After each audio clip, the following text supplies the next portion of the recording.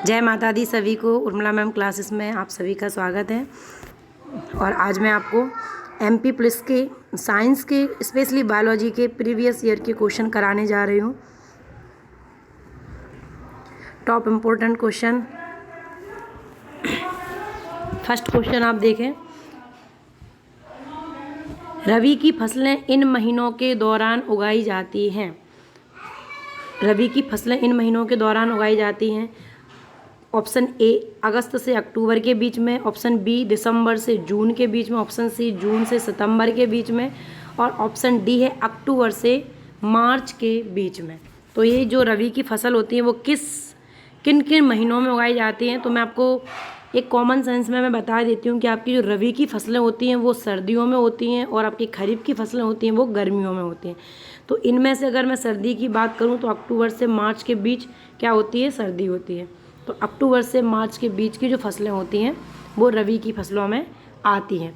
अब इनमें फसलें कौन सी होती हैं, तो चना हुआ, ज्वार हुआ, बाजरा हुआ, दालें वगैरह हुई, ये सारी रबी की फसलें हैं। नेक्स्ट क्वेश्चन पर चलते हैं। नेक्स्ट क्वेश्चन देखें, मादा एनाफ्लीज मच्छर एक रोगजनक होता है जिसके कारण यह होता है। इसके कारण क्या होता है, मीन्स मादा जो एनाफ्लीज मच्छर होता है, इस मच्छर के काटने से कौन सा रोग होता है। तो मादा एनाफ्लीज जो मच्छर होता है इसके काटने से मलेरिया होता है। पहला ऑप्शन ही सही है इसमें। पहला ऑप्शन इसमें मलेरिया दिया, दूसरा पीत ज्वर, तीसरा फाइलेरिया, चौथा डेंगू। तो मलेरिया होता है। मादा एनाफ्लीज ये मादा जो मच्छर होती है, और जो मलेरिया जो होता है वो कोई ना तो वायरस है ना बैक्टीरिया है। ये जो मादा एनाफ्लीज मच्छर की लार में एक प्रोटोजोआ होता है, उस प्रोटोजोआ का नाम होता है प्लाज्मोडियम। प्लाज्मोडियम, तो ये भी याद रखना कि प्लाज्मोडियम प्लाज्मोडियम जो प्रोटोजोआ होता है इसके वजह से आपको मलेरिया की बीमारी होती है। कई बार अगर मादा एनाफ्लीज मच्छर की जगह प्रोटोजोआ दे दिया कि प्लाज्मोडियम प्रोटोजोआ से कौन सी बीमारी होती है, तो भी मलेरिया आपका सही आंसर होगा। नेक्स्ट क्वेश्चन पर चलते हैं। नेक्स्ट लास्ट क्वेश्चन देखें। अगला आपका जो क्वेश्चन है वो है राइबोसोम क्या है। राइबोसोम क्या है, तो राइबोसोम एक कोशिका का अंग होता है। इसके ऑप्शन देखें, पावर हाउस ऑप्शन ए में है पावर हाउस, ऑप्शन बी में है आत्महत्या की थैली, ऑप्शन सी में है प्रोटीन की फैक्ट्रियाँ, या ऑप्शन डी में है वर्णक कोश। तो राइबोसोम, सबसे पहले तो राइबोसोम है क्या, तो राइबोसोम एक कोशिकांग है। ये कोशिका के अंदर एक अंग है, और इस राइबोसोम में राइबोसोम का जो काम जो होता है वो होता है प्रोटीन का निर्माण करना। राइबोसोम में प्रोटीन का निर्माण होता है, इसलिए इस राइबोसोम को प्रोटीन की फैक्ट्री कहते हैं। तो इसका आंसर सी आपका एकदम सही होगा। नेक्स्ट क्वेश्चन पर चलते हैं। नेक्स्ट क्वेश्चन आप देखें, खादिन, बूंदी, आहार, कट्टा प्राचीन संरचनाएं हैं जो कि निम्न के उदाहरण हैं। आप ऐसे समझ लो, इनके जो नाम है खादिन, बूंदी, आहार, कट्टा, ये सब कोई एक संरचना है और एक प्राचीन संरचना है। उनके नाम है, अलग अलग जगह अलग अलग नाम से इनको जानते हैं। तो ये किस चीज़ की संरचना है, तो देखें ये क्या अनाज भंडारण की है, मृदा संरक्षण की है, या जल संचयन की है, या लकड़ी भंडारण की है। तो मैं आपको बता देती हूँ, इसका जो सही आंसर है वो है जल संचयन। जल संचयन मीन्स प्राचीन काल में जहाँ जल का संचय करके रखते थे तो उनको इन नामों से जानते थे। अब अलग अलग जगह अलग अलग नामों से, जैसे इसमें से मैं आपको बताऊँ खादिन, तो राजस्थान में जल संचयन की जो क्रिया होती थी प्राचीन काल में उसको खादिन के नाम से जानते थे। अब चलो आप नेक्स्ट क्वेश्चन पर चलते हैं। नेक्स्ट क्वेश्चन आप देखिए, मानव आहार नाल में भोजन विभिन्न हिस्सों में किस सही क्रम में यात्रा करता है।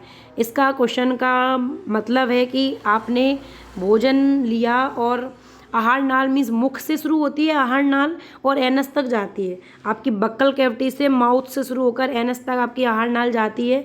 तो कहाँ कहाँ से गुजरता है आपका भोजन, तो इसके क्रम को सही बताना है। तो सबसे पहले तो मुख सही होगा, तो चारों में मुख दिया हुआ है। ए में भी मुख है, बी में भी, ए में भी मुख दिया, पहले पे, दूसरे पे, भी, इसमें भी मुख है, इसमें भी है, इसमें भी है। तो मुख के बाद कहाँ जाता है भोजन? तो मुख के बाद आमाशय बहुत बाद में आता है, मुख के बाद ग्रसिका आती है। तो आपके ये दो ऑप्शन तो वैसे ही डिलीट हो गए।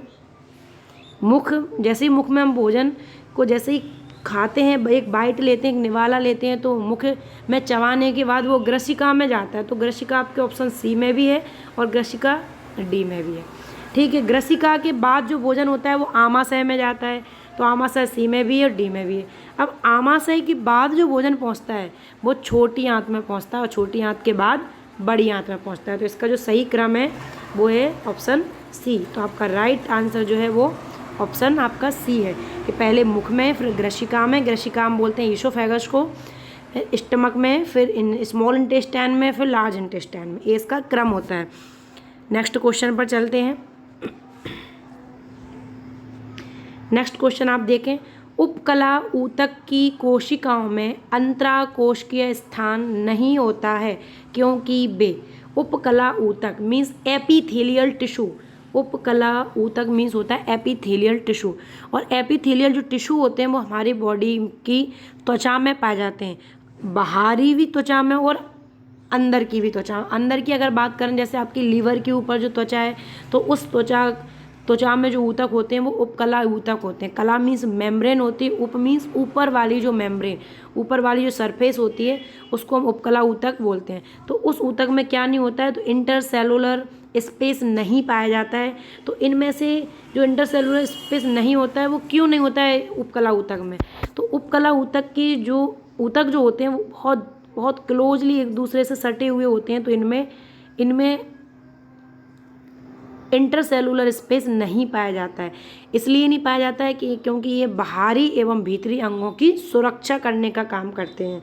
तो इसमें देखो आपका वे छिलने के लिए प्रवृत्त हैं नहीं है, वे जल की हानि की रोकथाम करते हैं नहीं, उनका सुरक्षात्मक कार्य होता है। ऑप्शन सी एकदम राइट इसका आंसर है, क्योंकि ये क्या करते हैं, उपकला ऊतक एपिथेलियल जो टिश्यू होते हैं वो बॉडी की बाहरी अंगों को भी सुरक्षा प्रदान करते हैं और भीतरी अंगों को भी सुरक्षा प्रदान करते हैं। इसलिए इसकी जो मेम्ब्रेन होती है, उसके जो ऊतक होते हैं वो एकदम सटे हुए होते हैं, इनके बीच में कोई स्पेस नहीं पाया जाता है। चलते हैं अपने नेक्स्ट क्वेश्चन पर।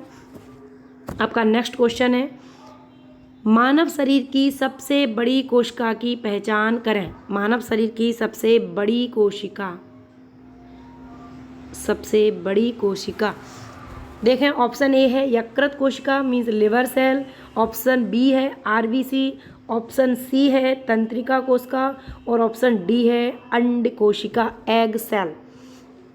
अब देखें इसका आंसर आप सबके मन में तुरंत एक क्वेश्चन को पढ़ते ही आंसर आपके मन में जो आएगा वो होगा आपका ऑप्शन नंबर सी। आपको आंसर इसका क्या आएगा, सी। लेकिन यहाँ ये क्वेश्चन जो पूछ रहा है और इसमें जो ऑप्शन है उस हिसाब से आपका जो सी क्वेश्चन जो होगा वो टोटल गलत होगा। इसका सही आंसर होगा डी। मैंने आपको पढ़ाया है कि मानव शरीर की सबसे बड़ी कोशिका या सबसे लंबी कोशिका तंत्रिका कोशिका होती है, लेकिन मैं आपको बताऊं कि यहाँ पे ये दिया हुआ है अंड कोशिका या एग सेल। तो मानव शरीर की ये एग सेल जो होती है वो किस में होती है, ये फीमेल में होती है, ये फीमेल में होती है अंड कोशिका। अब अंड कोशिका जो होती है वो मानव शरीर की सबसे बड़ी कोशिका होती है। फीमेल का जो एग होता है वो इस तंत्रिका कोशिका से भी, अगर यहाँ बड़ी की जगह लंबी आ जाती, यहाँ बड़ी की जगह ऑप्शन में क्या होता, लंबी होती कि लंबी, सबसे लंबी कोशिका, तो आपका आंसर सही हो जाता तंत्रिका कोशिका। सी आंसर आपका एकदम राइट हो जाता है। या यहाँ ऑप्शन में ये जो डी वाला अंड कोशिका है ये यहाँ पे ऑप्शन नहीं होता, कुछ और ऑप्शन होता तो आपकी तंत्रिका कोशिका एकदम सही आंसर होता। लेकिन यहाँ पे अंड कोशिका दिया हुआ है, तंत्रिका कोशिका भी दिया हुआ है, अंड कोशिका भी दिया हुआ है, तो यहाँ पे आपका आंसर जो होगा वो सही होगा डी। 30 नंबर के क्वेश्चन का आंसर सही होगा डी आंसर। अंड कोशिका सबसे बड़ी कोशिका होती है मानव शरीर की, फीमेल की होती है। ये प्रजनन कोशिका है एक, तो प्रजनन कोशिका सबसे बड़ी कोशिका है ये। चले आगे अगले नेक्स्ट क्वेश्चन पर पहुँचते हैं। नेक्स्ट क्वेश्चन आप देखें, कौन सी कृषि शास्त्रीय स्थिति खेती संबंधी अभ्यासों एवं फसल की पैदावार को प्रभावित करती है। कौन सी कृषि शास्त्रीय स्थिति खेती संबंधी अभ्यासों एवं फसल की पैदावार को प्रभावित करती है? तो देखें, पहला ऑप्शन दे दिया उपयुक्त सभी, दूसरा दे दिया केवल मृदा की गुणवत्ता। तो केवल शब्द यहाँ पे जो दिया हुआ है वो गलत दिया हुआ है, क्योंकि मृदा की गुणवत्ता खेती संबंधी अभ्यासों फसल पैदावार को प्रभावित करती है। सही बात है, मृदा अच्छी होगी तो फसल अच्छी होगी। केवल मौसम, तो केवल मौसम भी नहीं होगा, मौसम भी, जलवायु भी अनुकूल चाहिए, मृदा की गुणवत्ता भी अच्छी हो, मौसम भी अच्छा हो, जल संसाधनों की उपलब्धता भी हो, तो ये तीनों चीज़ें चाहिए। तो ऑप्शन ए एकदम से सही होगा। फसल की पैदावार को बढ़ाने के लिए या उसको प्रभावित करने के लिए केवल मौसम से नहीं होता है, केवल मृदा से नहीं होता है, केवल जल से नहीं होता है, इन सभी से मिला के होता है। इसलिए इसका आंसर होगा सही ए। इसका आंसर होगा आपका ए, उपयुक्त सभी। अगला नेक्स्ट क्वेश्चन पर पहुँचते हैं। नेक्स्ट क्वेश्चन बहुत सिंपल है। शब्द जीन द्वारा गढ़ा गया था, मतलब शब्द जो जीन शब्द है वो किसने दिया था? तो जीन शब्द जॉनसन ने दिया था। ठीक है, जॉनसन ने जीन शब्द दिया था। ये जो मेंडल है, मेंडल आनुवंशिकी के जनक है, इन्होंने मटर के पौधे पे वो किया था। बाटसन और क्रेक है, इन्होंने डीएनए मॉडल दिया था। जो डार्विन है, इन्होंने जैव विकास के बारे में बताया था। आगे बढ़ते हैं। अगला नेक्स्ट क्वेश्चन, बीज के आकार के लिए परस्पर विरोधी विशेषताएं हैं। बीज के आकार के लिए, तो जैसे आप बीज के आकार की बात करते हो तो आपके मन में एक नाम आता है कि बीज का आकार के बारे में किसने बताया था? तो मेंडल ने बताया था। और किस बीज की बात की थी इन्होंने? मटर के पौधे की। तो इन्होंने मटर के कुछ कैरेक्टर लिए थे, पीला हरा कैरेक्टर लिया था, गोल और झुर्रीदार कैरेक्टर लिया था। अब देखें, इसमें पीला हरा लिया था, लेकिन पीला हरा रंग को बताता है, आकार को बताता नहीं है। तो आपका ऑप्शन ए वैसे ही गलत हो जाएगा। अब बात करें ऑप्शन सी का, तो इसमें लिखा है फूला हुआ और संकुचित, ए कैरेक्टर उन्होंने लिया ही नहीं था, तो ऑप्शन सी गलत हुआ। ग्रे एवं सफ़ेद, ए भी नहीं था, तो ऑप्शन डी भी गलत हुआ। आंसर सही क्या हो जाएगा? गोल एवं झुर्रीदार। ये इन्होंने लिया था पीला एवं हरा, ये जो पीला हरा है इन्होंने लिया था, लेकिन ये रंग को दिखाता है ना कि आकार को। जब आकार की बात कर रहे हैं तो आकार में क्या आ जाएगा? गोल आ जाएगा और झुर्रीदार आ जाएगा। तो ऑप्शन बी करेक्ट आंसर है। नेक्स्ट क्वेश्चन की बात करते हैं।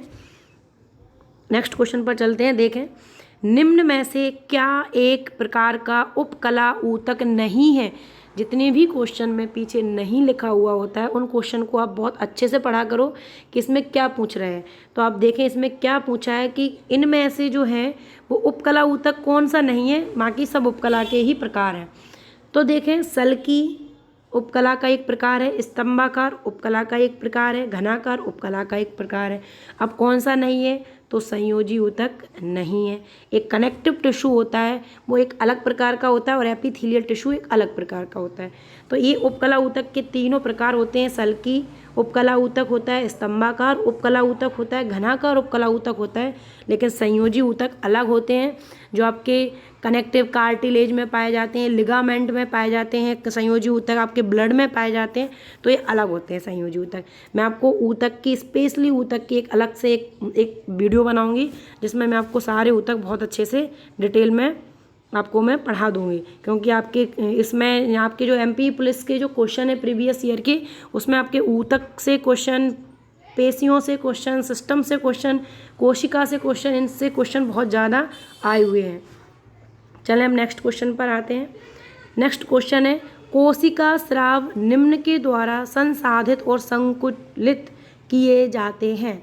इसका मतलब इस क्वेश्चन का कि कोशिका स्राव मीन्स कोशिका से जो भी पदार्थ निकलता है, कोशिका में जिन जिन चीज़ों का उत्पादन हो रहा, प्रोडक्शन हो रहा, वो इनमें से किन के द्वारा संसाधित एवं संकुलित मीन्स एक स्टोर या पैकिंग का काम।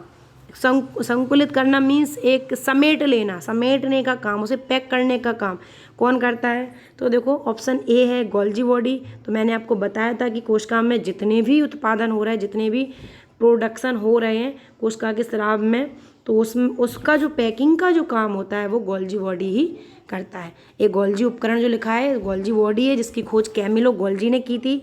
ना तो नाभिक करता है ना अंतःप्रादिप जालिका, तो एक कंकाल का निर्माण करता है। सूत्रकणिका का मतलब होता है, ये सूत्रकणिका मीन्स माइटोकॉन्ड्रिया है। माइटोकॉन्ड्रिया का अलग काम है, ना ये नाभिक नहीं है आपका, अंतःप्रादिप जालिका नहीं। सही आंसर है आपका ए। अगला नेक्स्ट क्वेश्चन पर चलते हैं। नेक्स्ट क्वेश्चन आप देखें, निम्न में से किस में बड़ी केंद्रीय रिक्तिका वाली साइटोप्लाज्म की एक पतली परत होती है? बड़ी केंद्रीय रिक्तिका क्या होता है? ये आपके जो क्वेश्चन है ये सारे चैप्टर मैंने आपको पढ़ाए हुए हैं, बहुत अच्छे से आपको सब पता है। बस थोड़ा सा क्वेश्चन में कुछ ऐसा दे देते हैं कि आपका दिमाग घूम जाता है कि ये सारी चीज़ें क्या हैं। तो देखो यहाँ पे लिखा है बड़ी केंद्रीय रिक्तिका। मैंने आपको बताया था जो एनिमल सेल होती है और जो प्लांट सेल होती है,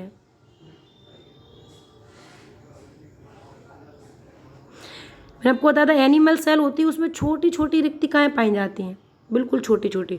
और जो प्लांट सेल होती है उसमें एक बड़े आकार की और मध्य में रिक्तिका होती है, एक बड़े आकार की होती है और मध्य में होती है। तो यहाँ पे क्या लिखा? बड़ी केंद्रीय रिक्तिका वाली साइटोप्लाज्म की एक पतली परत होती है। ये सब छोड़ो, तो बड़ी केंद्रीय रिक्तिका किस में होती है? पादप कोशिका में होती है। तो ना तो इसमें आंसर जीवाणु होगा, ना तो इसका आंसर जीवाणु होगा, ना विषाणु होगा, ना पशु कोशिका होगी। इसका आंसर होगा राइट आपका पादप कोशिका। ऑप्शन डी आपका सही आंसर होगा। अगला नेक्स्ट क्वेश्चन पर चलते हैं। पत्तियों की सतह से जल वाष्प की क्षति कहलाती है। मीन्स पत्तियों की सतह से जो जल का वाष्प बनकर उड़ना क्या कहलाता है? तो ये इसका आंसर जो है वो सीधा सीधा बाष्पोत्सर्जन कहलाता है। बाष्पोत्सर्जन की क्रिया होती है पत्तियों के माध्यम से। जाइलम टिश्यू होते हैं पेड़ पौधों में, जो जाइलम टिश्यू का काम क्या होता है कि जड़ों से जल को पूरे पौधों में तक पहुंचाना, पत्तियों तक पहुंचाना। पत्तियों में जो पत्तियां जितने भी जल की ज़रूरत होती है उस जल को वो यूज कर लेती हैं। बाकी जल का वाष्प के द्वारा, वाष्प के माध्यम से वाष्पन की क्रिया होती है, वो जिस क्रिया को बाष्पोत्सर्जन कहते हैं। नेक्स्ट क्वेश्चन पर चलते हैं।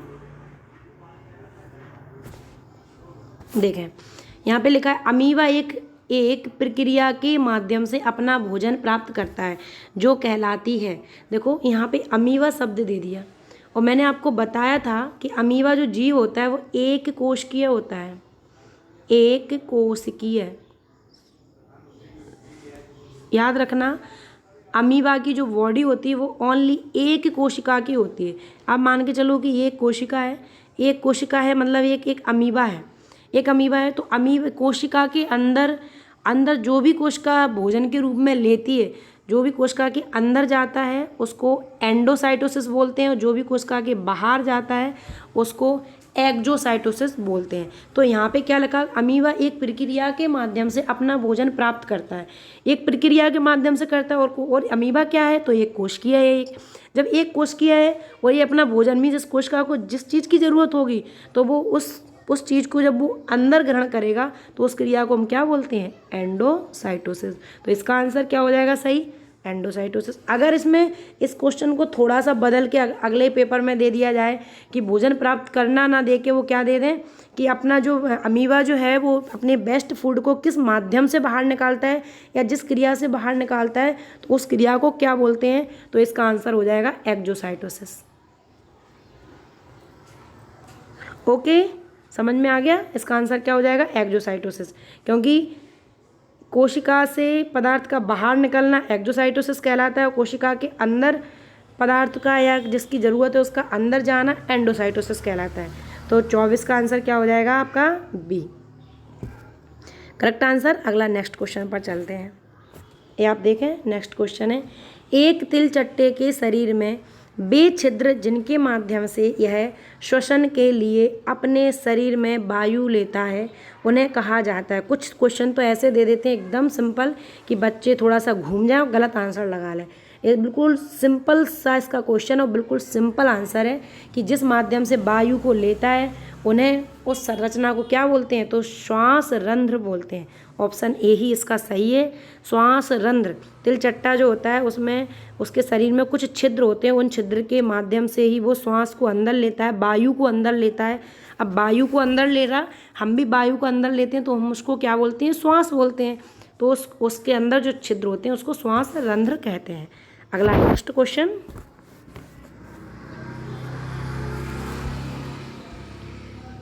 नेक्स्ट क्वेश्चन, उस विशेषता की पहचान कीजिए जो जुताई के लिए उपयुक्त नहीं है, जुताई के लिए उपयुक्त नहीं है। ठीक है, आप देखें एक शब्द के यहाँ पे क्या लिखा हुआ है, जुताई के लिए उपयुक्त नहीं है। नहीं है भी ध्यान रखना कि नहीं है, मतलब है उन्हें तो हमें देखना है, जो नहीं है उसको अलग करना है। इससे जड़ें गहराई तक मृदा में प्रविष्ट करती हैं, इससे जड़ें गहराई तक मृदा में प्रविष्ट करती हैं, तो सही है। जुताई की क्रिया होती है तो जड़ें कहाँ जाती हैं, गहराई तक जाती हैं, तो ये तो सही है। नेक्स्ट इसका देखें, यह जड़ों को श्वास लेने में सक्षम बनाता है और शीर्ष तक पोषक समृद्ध मृदा को लाता है। तो जुताई की क्रिया होगी तभी तो जड़ों में थोड़ा सा जगह होगी, वो उनकी जड़ें ढीली होंगी और वो श्वास लेने में उनको कोई प्रॉब्लम नहीं होगी, तो ये भी सही है। अब देखें, यह केंचुआ और सूक्ष्म जीवों की वृद्धि में मदद करता है, ये भी एकदम से करेक्ट है, क्योंकि जुताई की क्रिया होती है तो अंदर जो सूक्ष्म जीव होते हैं उनमें उनकी वृद्धि होती है, क्योंकि मिट्टी थोड़ी सी ढीली हो जाती है, एकदम से कठोर नहीं रहती है। ऑप्शन डी देखें, यह फसलों को खरपतवार से प्रभावित होने से बचाता है। जुताई की क्रिया खरपतवार से प्रभावित होने से बचाती है, ये बिल्कुल नहीं है जुताई के लिए, क्योंकि खरपतवार से बचाने के लिए कीटनाशक दवाओं का यूज करते हैं, जुताई का उसमें कोई वो नहीं है। इन सब चीज़ों में जुताई की ज़रूरत है, लेकिन ऑप्शन डी में नहीं है, तो हमें नहीं है वाला चुनना था। तो इसका आंसर क्या होगा, इसका आंसर होगा आपका ऑप्शन नंबर डी। ठीक है, इसका आंसर ऑप्शन नंबर डी, मतलब ए वाला लास्ट वाला जो होगा, ए वाला बिल्कुल से इसका सही होगा। ठीक है, आगे चलते हैं नेक्स्ट क्वेश्चन पर। ओह, ये बहुत छोटा छोटा आ गया, चलो देखते हैं। निम्न में से उच्च उत्पादन वाली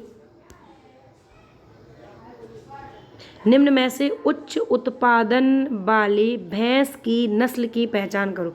उच्च उत्पादन से मतलब है ज़्यादा मात्रा में दूध देने वाली। उच्च उत्पादन से मतलब क्या है, ज़्यादा मात्रा में दूध देने वाली।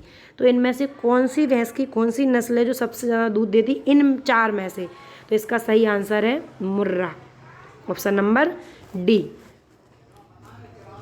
सही आंसर है इसका मुर्रा भैंस, डी ऑप्शन। अगला देखें,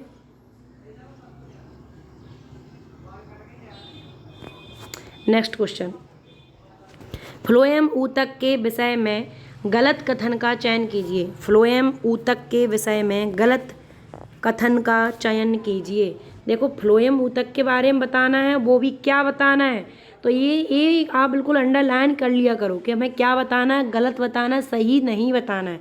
तो पहला, ये जीवित हैं, सही है, बिल्कुल जीवित हैं ऊतक, तो ये तो नहीं होगा क्योंकि हमें गलत बताना है। उनमें पतली वित्ती वाली कोशिकाएं होती हैं, सही है, पतली वित्ती की कोशिकाएं पाई जाती हैं। वे जल एवं खनिजों को जड़ों से अन्य भागों तक पहुंचाते हैं। अब बताएं आप, मैंने आपको दो प्रकार के प्लांट्स में ऊतक पढ़ाए हुए हैं, एक तो जाइलम।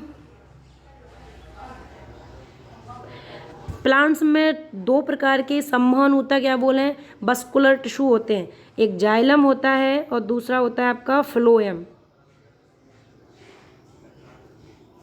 और मैंने आपको बताया था जाइलम से जल याद रखना, तो जाइलम किसका सम्मान करता है, जल का, और फ्लोएम किसका करता है, फूड का। फूड मीन्स भोजन, तो भोजन का सम्मान करता है। अब आप देखें गलत क्या है, डी ऑप्शन देखें जरा, वे पत्तियों से भोजन को अन्य भागों में पहुंचाते हैं, तो ये बात बिल्कुल सही है। मैंने यहाँ पे लिख दिया कि फ्लोएम ऊतक जो होते हैं वो किसको अन्य भागों तक पहुंचाते हैं, भोजन को, तो ऑप्शन डी भी सही है। अब गलत कि कौन सा होने वाला है, गलत कौन सा है, सी वाला, क्योंकि जल को पहुंचाने का काम जो करते हैं वो जाइलम करते हैं, ना कि फ्लोएम। तो इसका जो सही आंसर जो होगा यानी गलत जो होगा वो सी होगा, मतलब इस क्वेश्चन का जो आंसर होगा वो ऑप्शन सी आंसर होगा सर।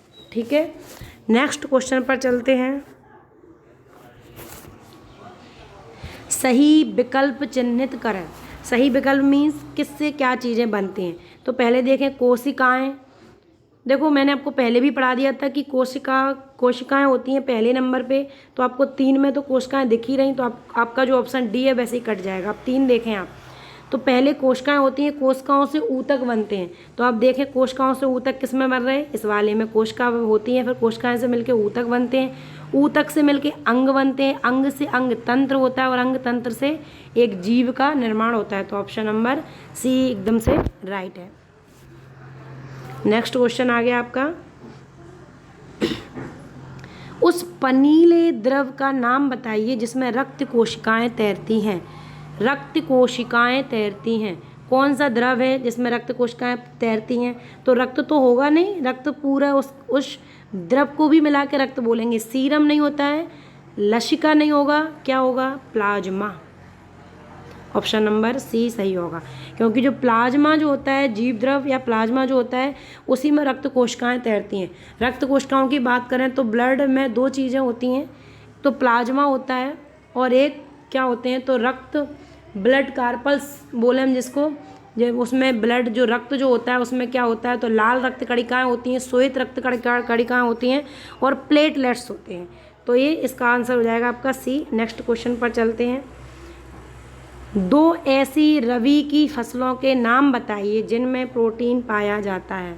कौन सी रबी की 2 फसलें हैं जिनमें प्रोटीन होता है। रबी की फसलें जो सर्दियों में होती हैं, अब देखें प्रोटीन किस में होता है, और जो रबी की हो और उसमें प्रोटीन हो, तो आपको पता है दालों में प्रोटीन होता है, चना में प्रोटीन होता है, और ये सब किसकी हैं, रबी की हैं। तो ऑप्शन नंबर बी एकदम से सही होगा। अगला नेक्स्ट क्वेश्चन देखें, जब 4 जनक कोशिकाएं एक बार विभाजित होती हैं तो कितनी संतति कोशिकाएं उत्पन्न होती हैं। 4 जनक कोशिकाएं, देखो मैं आपको यहीं पे बता देती हूँ। जनक कोशिकाएं मदर सेल 1, 2, 3 और 4। मैंने आपको बताया था जो मदर सेल होती है वो 1 से 2 बनती हैं, 2 ये बनाएगी, 2 ये बनाएगी, ये लो 2 बन गई इसकी, इसने अपनी ये डिवाइड होके 2 बना ली, इसने डिवाइड होके 2 बना ली, और इसने डिवाइड होके 2 बना ली। अब आप टाइट काउंट कर लीजिए, 2 इसकी, 2, 2 4, 2 6, 2 8। तो टोटल कोशिकाएं कितनी बनेंगी, कितनी संतति कोशिकाएं बनेंगी, 8 बनेंगी। तो आंसर इसका डी हो जाएगा एकदम से राइट। समझ में आ गया।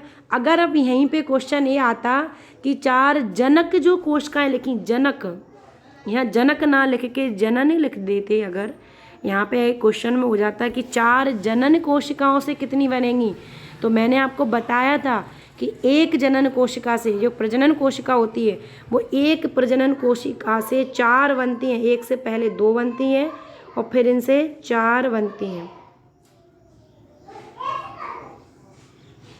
तो अगर जनन जनक की जगह यहाँ जनन होता तो 4 बनाती, तो 4 कितनी बनाती, 4 चौको 16, तो टोटल 16 कोशिकाएं बनती।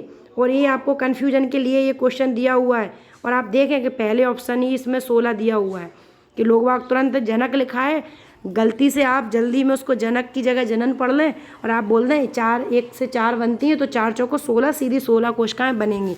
लेकिन ये 16 नहीं है, ये 8 है। ठीक है, क्योंकि यहाँ जनन नहीं है, जनक है। तो क्वेश्चन बहुत अच्छे से पढ़ना है आपको। आगे देखते हैं नेक्स्ट क्वेश्चन। शब्द प्रोटोप्लाज्म किसने दिया। प्रोटोप्लाज्म शब्द किसने दिया, बहुत सिंपल है। प्रोटोप्लाज्म जो शब्द दिया है वो पुरकिंजे ने दिया हुआ है, ये आपको याद ही करने का है, तो आप इसको याद कर लेना। आगे देखें नेक्स्ट क्वेश्चन। देखें अमीबा एक कोश की, यहाँ मिलाना है, तो यहाँ पे दे दिया इन्होंने कि अमीबा जो है वो एक कोश की जीव है, अभी बताया मैंने ऊपर।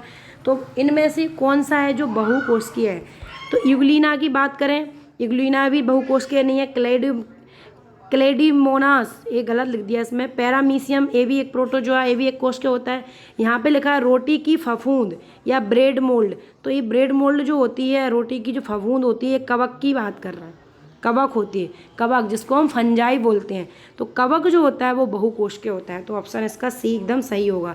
यहाँ पे जो आएगा वो क्या आ जाएगा, एक कवक आ जाएगा, या हम बोले रोटी की फफूंद या ब्रेड मोल्ड, क्योंकि ब्रेड जो बनाते हैं वो भी फंगस के ही उससे बनाते हैं। अगला ख़त्म।